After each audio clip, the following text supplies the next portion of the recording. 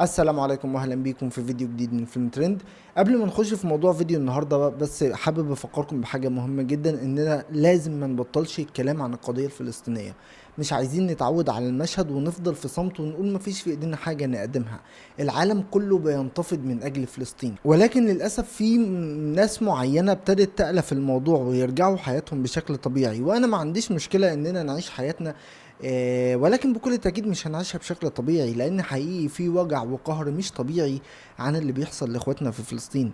ولكن الحياة هي الحياة، هتستمر رغم كل الأوجاع اللي بنمر بيها. فطول ما احنا عايشين فيها وفينا النفس هنفضل نتكلم عن القضية الفلسطينية. ومن هنا بفكركم ان ابسط الاشياء اللي بتعملها هي نوع من انواع المقاومة، سواء كان في مبلغ بتتبرع بيه او مقاطعة منتجات الصهاينة او الدعاء لاخواتنا بان تزول عنهم تلك الغمة وينصرهم الله نصرا عزيزا ان شاء الله، او حتى مجرد استمراريتك في الكلام عن القضية. ولازم تكون مدرك ان الموضوع مش مجرد ترند وهيعدي وهننسى بقى ونرجع نتعايش كأن مفيش حاجة بتحصل. كل الحاجات دي نوع من انواع المقاومة، فما تقللش ابدا من اهميتها واستمر في دعمك للقضية الفلسطينية. Leve Palestina och krossa sionismen. Leve Palestina och krossa sionismen. يلا بينا نخش في موضوع النهارده هرجع معاكم مسلسل إيريك للممثل الحائز على جائزة الأوسكار بنديكت كامبرباتش. The kid's been gone for over a week. Don't give up on him. Eric is gonna help me find Edgar.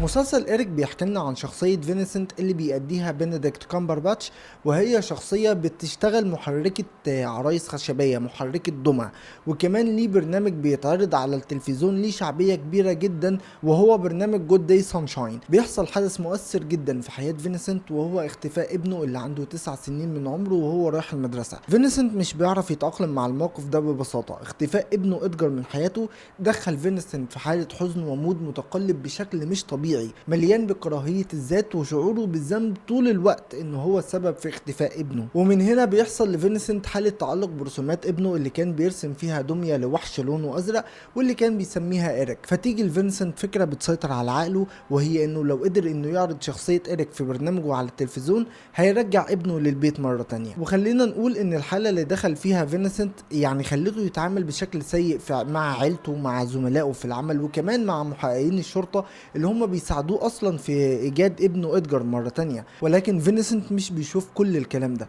كل اللي بيشوفه قدامه ان الدمية الوهمية اللي اتشكلت في خياله هي الضرورة الاكبر بالنسبة له. وإيريك هو الوحيد اللي بيفضل مع فينسنت للنهاية في السعي لايجاد ابنه إدجار.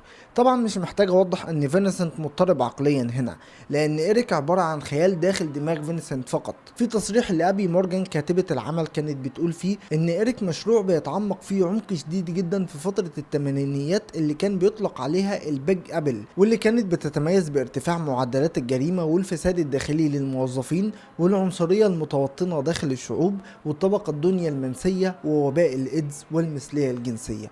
وكل القضايا دي بتكون كاشفة للانقسامات بين الآباء اللي بيدوروا على أبنائهم المفقودين. فهتلاقي في القصة محقق بيتصارع مع نظام معطل، وطفل مفقود فيه احتمالية انه ما يرجعش للبيت مرة تانية، وتساؤلات كتير جدا عن الوحوش الحقيقية.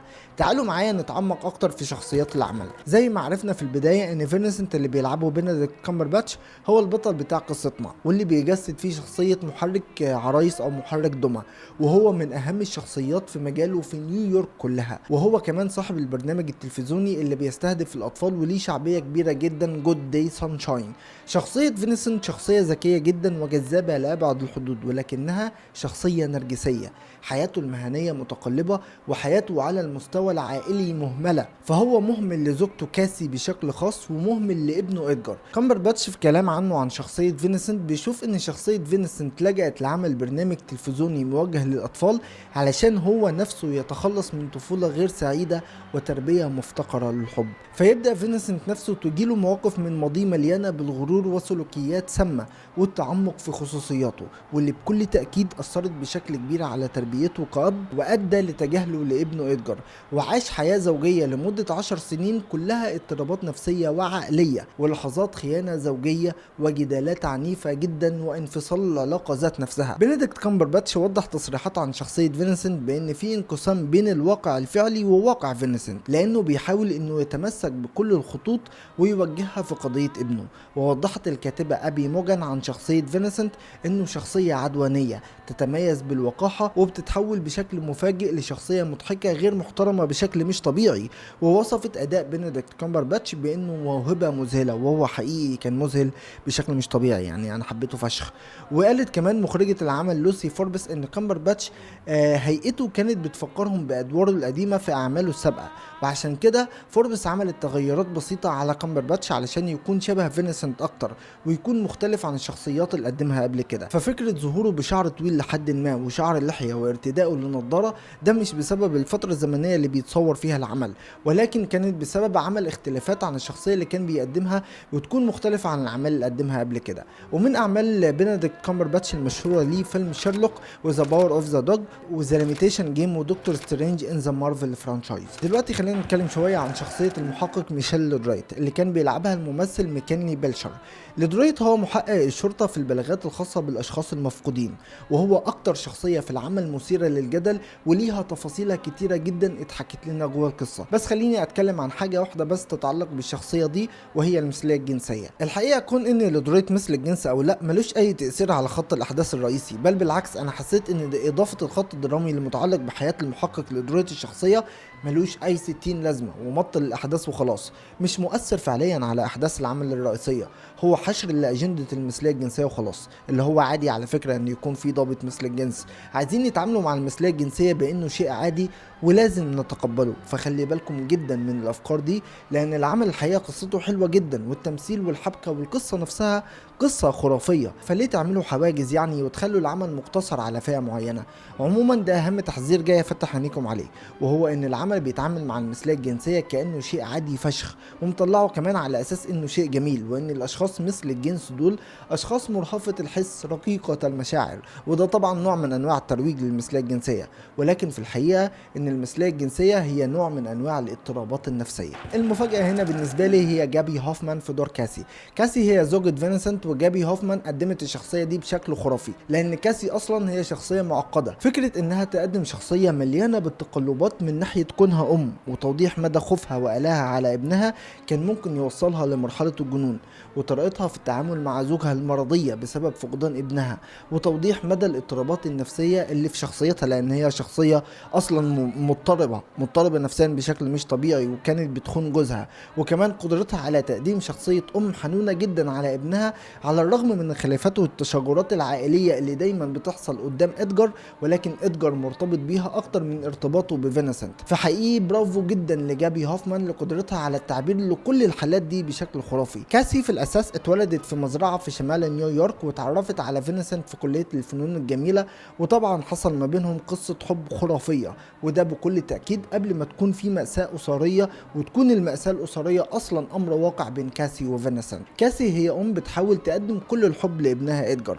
ولكن الحياة مع زوجها فينسنت أصبحت نوع من أنواع المعاناة، لأن فينسنت شخص متقلب المزاج، فهي بتحاول إنها تحط حدود لعلاقتها مع فينسنت وتاخد قرار بالانفصال. وعلى فكرة كاسي هي مضطربة نفسيا وغير صادقة حتى مع نفسها، وللأسف كل الصدمات والاضطرابات اللي موجودة في كاسي وفينسنت بتنعكس على ابنهم إدجار، فأصبح واجب على إدجار إنه يمتص كل الاضطرابات النفسية واللي بكل تأكيد بتنعكس على شخصيته بالسلب. ومن هنا بتكون بداية موضوعنا، إن الاضطرابات العائلية هي السبب الأساسي في اختفاء إدجار. جابي هوفمان شفنا لها أعمال وأداءات قوية جدا قبل كده زي فيلم ترانسبيرنت وويننج تايم وكمان.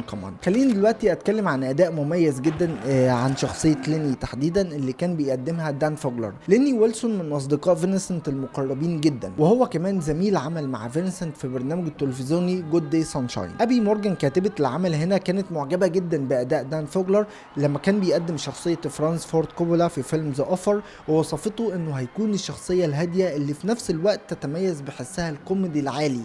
ولكن بالرغم من كده المشاهد المشاهد اللي بيقدمها في مسلسل إريك تعتبر من اكتر المشاهد الحزينة في العمل كله. الحقيقة بالرغم من ان شخصية ليني تعتبر شخصية من الشخصيات اللي انت المفروض تكرهها داخل العمل، ولكن الموقف بيكون صعب عليه جدا. الحالة اللي بيدخل فيها فينسنت مش طبيعية، وصعب جدا تصديق خططه في العثور على ابنه، لان هو بتصرفاته المجنونة دي بيثبت للجميع حتى اقرب الاصدقاء ليه بانه فعلا اصبح انسان غير عادي، وان اي فعل هيعمله هو بكل تأكيد فعل جنوني. وده بيكون سبب قوي جدا لتخلي اقرب الاصدقاء عنه وخيانته ليه في ظل اقصى الظروف اللي بيمر بيها. بس حقيقي اداء دان فوجلر كان بيتميز بالهدوء والتوازن ما بين كونه شخص يمكن الوثوق فيه بس حقيقي اداء دان فوجلر كان بيتميز بالهدوء والتوازن من كونه شخص يمكن الوثوق فيه وما بين خيانته لصديقه في اصعب الظروف. بس انت كمشاهد مش هتقدر تزعل من ليني على فكرة، لان انت بتشوف ان ده منطقي من وجهة نظره،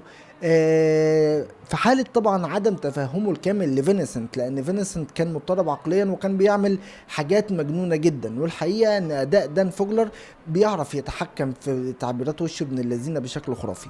خلينا نيجي للاداء الطفولي في قصتنا، وهو اداء الطفل ايفن هاو لشخصية ادجار. وخليني اقول لكم ان ده اول ظهور لايفن هاو على الشاشة باول تجربة سينمائية ليه، ولكنه الحقيقة اداؤه كان متماسك جدا، على الرغم ان شخصية ادجار اللي قدمها شخصية مش سهلة اطلاقا، مليانة بالتعقيد والاضطرابات النفسية اللي انعكست عليه من امه وابوه. بس الحقيقة الولد كان مقنع جدا في تقديمه للشخصية، وتكوينه كمان لصورة ابوية في عقله كان يتمنى انه يشوفها في والده كان ممتع جدا ومنطقي جدا. وكمان شفنا ارتباطه بالفيلن الشخص اللي خطفه، كان في ارتباط ما بينه وكان في علاقة عاطفية كده، بالرغم ان ده شخص اللي بيأذيه اصلا، ولكن خلق العلاقة بين الخاطف والمخطوف كسرت الشكل النمطي للجريمة واتقدمت بشكل خرافي وممتع جدا. اخر شخصيه هتكلم عنها معاكم في العمل ده هي شخصيه جورج لوفيت اللي كان بيقدمها كلارك بيترز. جورج لوفيت هو مشرف المبنى السكني في المنطقه اللي بيعيش فيها ادجار، وهي شخصيه بتتميز بانها شخصيه ودوده وطيبه وجميله كده، وهو ده السبب اللي خلق علاقه بين ادجار وجورج، وسمح لادجار دخول شقه جورج وقت جدال فينسنت وكاسي مع بعضهم. كان بيهرب منهم ويروح يقعد عنده، ولكن بسبب وجود اثار لادجار داخل شقه جورج ده بيحطه في موضع اتهام لاختفاء ادجار ذات نفسه. كلارك قدم شخصية جورج بشكل مميز الحقيقة، مليان بالطاقة والجاذبية، فهي شخصية جميلة على المستوى الشخصي اللي كمان قادرة على انها تكون دافع لتعلق الاطفال بيها، خصوصا في حالة نشأة الاطفال دي في اسرة غير مستقرة غير قادرة انها تدي لاطفالها كل الحب اللي محتاجينه في السن ده. فوجود شخصية جورج لوفيت هنا كان مهم جدا ومؤثرة جدا على الاحداث بشكل كبير، لان بداية الخيط في ايجاد ادجار ذات نفسه بيبدأ من شقة جورج لوفيت. طبعا الممثل الجميل كلارك بيتر شفنا له اعمال قويه جدا قبل كده زي ذا فايف بلاد وسريبل بوردز وتستمنت ذا ستوري اوف موسيس. في النهايه حابب اقول لكم ان إريك مسلسل جميل جدا مليان بقصص وقضايا في غايه الاهميه، ولكن يظل الشيء الوحيد السيء في القصه هو حشر اجنده المثليه الجنسيه بدون ما العمل يكون اصلا محتاجها في الاساس. ولكن لو تخطينا الجزء ده من القصه هنلاقي ان العمل جميل جدا ومليان بالاداءات التمثيليه القويه جدا، وكمان في استخدام للموسيقى التصويريه في غايه الجمال تخليك مندمج بالعمل بشكل مش طبيعي، واختيار الاغاني كمان كان مميز جدا وضاف حماس مش طبيعي للقصه وبيحفزك لمشاهده الحلقات اللي بعدها. وخليني اقول لكم ان غالبا هيكون في موسم تاني لاحداث مسلسل إريك، على ما اعتقد يعني هيتم التسليط فيها على حاله اختطاف مختلفه عن ادجار، ونعيش اجواء عائليه مختلفه مرتبطه نوعا ما بالبرنامج التلفزيوني جود داي سانشاين وشخصيه إريك بشكل عام. وبس كده، دي طبعا مش كل حاجه عندي عن مسلسل إريك، ولكن هنا بكون وصلت لنهايه فيديو النهارده. فلو عجبكم الفيديو ده ما تنسوش تعملوا لايك وشير وسبسكرايب، وبكل تاكيد ما تنسوش تدعوا لاخواتنا في فلسطين، واشوفكم في فيديو جديد. سلام. انا مش مصدق ان انا خلصت تسجيل الفيديو ده، ربنا يستر. يمكن دي المره حرفيا المره الثامنه او التاسعه اللي انا بسجل فيها الفيديو والدنيا ما بتظبطش. انا مش عارف ايه اللي بيحصل. الفيديو ده تقريبا ملعون. الفيديو ده المفروض اصلا كان يخلص اول امبارح، او انا اتفرجت على المسلسل وقتها وكتبت السكريبت، المفروض ان انا كان خلاص الدنيا تمشي كده تبقى سلسة، ولكن ده ما حصلش. ربنا يستر بقى المرة دي تظبط، لانها لو ما ظبطتش الحقيقة مش هسجله تاني. باي.